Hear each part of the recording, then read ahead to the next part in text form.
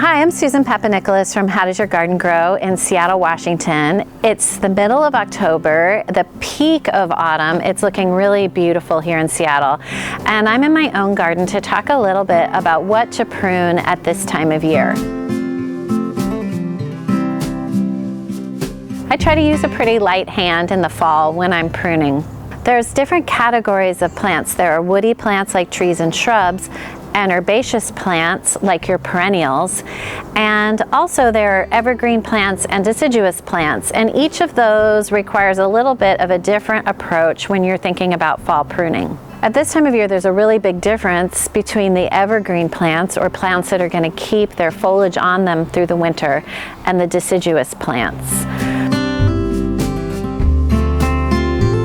For the evergreen plants, whether they're woody plants like trees and shrubs, or if they're perennials like an evergreen epimedium, an evergreen fern, an evergreen sedge or grass, you don't want to prune those plants very much at this time of year. All those evergreen plants need that foliage on them to photosynthesize and get them through the winter before they start putting on new growth next spring.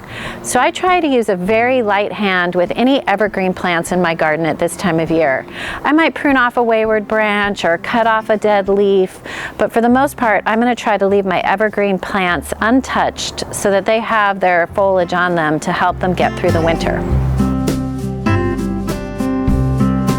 For my deciduous plants, I have a lot of different approaches depending on what it is.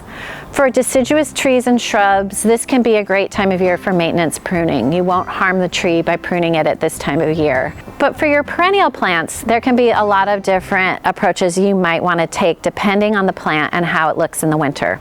There are some perennials that just really don't have good foliage in the winter. Hosta foliage just turns to slime and looks really awful, and I try to clean that up as soon as it starts looking kind of gross in the garden. Peony foliage, I'm standing next to this really beautiful peony right here. They can have really lovely fall foliage, but as we move into winter, it looks kind of crummy. So I try to leave it up while it's got its beautiful fall colors and then cut it back after it turns brown and when I don't think it looks pretty anymore.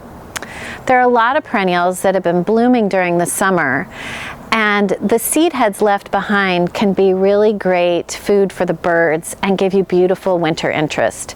So rather than deadheading plants like echinacea, black-eyed Susans, this sedum autumn joy next to me, I like to leave those seed heads in place and leave those dried stems in place because I think it can bring a lot of winter interest into the garden. I love watching the birds play on the stems, and I think it gives a really beautiful autumnal and winter look to my garden to leave those things in place. If I found it to be messy, there's absolutely nothing wrong with cutting it back and cleaning up. Everybody has a little bit of a different eye as to what they find messy and what they find beautiful.